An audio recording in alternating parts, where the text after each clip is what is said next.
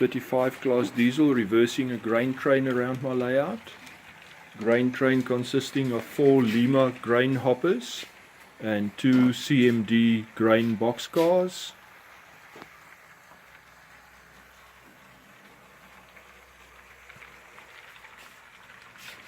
Coming into the yard's arrival departure track, running through a crossover and then through a double slip.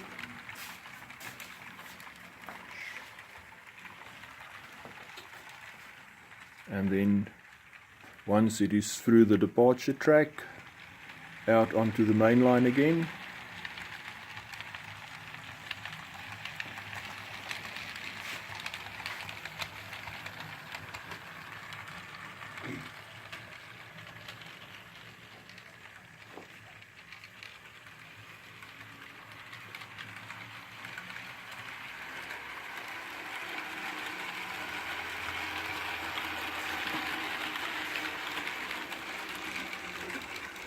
Running into the scenic area of Aloes, although scenery is not complete yet.